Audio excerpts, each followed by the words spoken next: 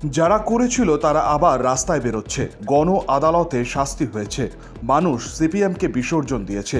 এভাবেই সিপিএমকে কটাক্ষ করে সাঁইবাড়ি হত্যাকাণ্ডের শহীদ বেদিতে মাল্যদান করে শহীদ দিবস পালন করল তৃণমূল কংগ্রেস।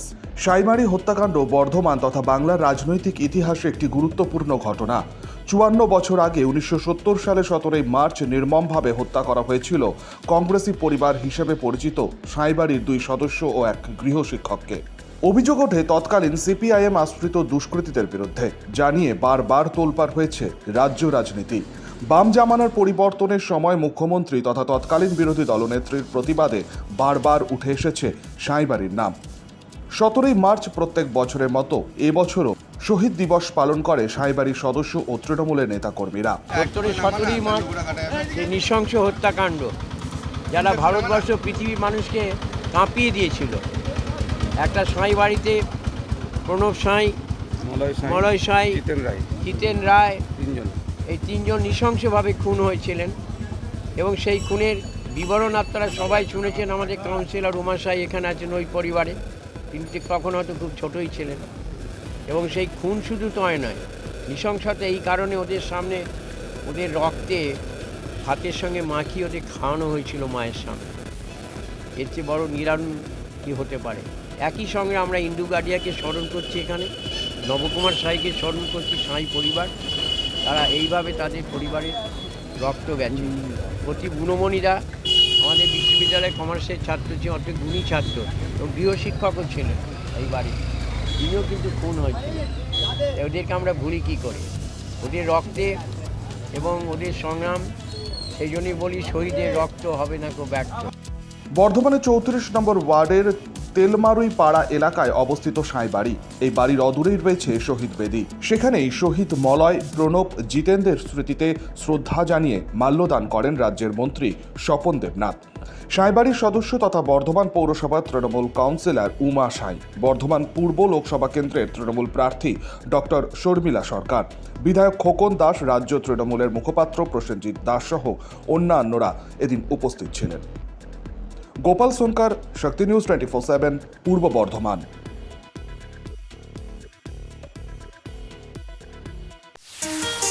কাজের প্রেশার, চাইছেন একটু রিল্যাক্স, একদিনের উইকেন্ডে শহর থেকে দূরে কোথাও যেতে চাইছেন, কিন্তু যাবেন কোথায় ভেবে উঠতে পারছেন না। চলুন না ঘুরে আসি তারাপীঠ। আর তারাপীঠ মানেই মধু মমতা হোটেল অ্যান্ড রিসর্ট, যেখানে গেলে আপনার মাইন্ড একদম ফ্রেশ। তাজা অক্সিজেন সাথে গ্রাম্য পরিবেশ আপনাকে হাতছানি দেবে। AC deluxe room, swimming pool, gymnasium, indoor games আর সাথে আপনার পছন্দের মতন ডিশ। এছাড়াও যে কোনো সামাজিক অনুষ্ঠানে আজই বুক করতে পারেন মধু মমতা হোটেল অ্যান্ড রিসর্টের ব্যাংকোয়েট হল। রাত জাগা তারাদের সাথে, পরিবার বা বন্ধু বান্ধবের সাথে আপনিও সময় কাটাতে পারেন হোটেলের লনে। তাই ভুলবেন না, তারাপীঠ মানে hotel Madhu Mamata and resort.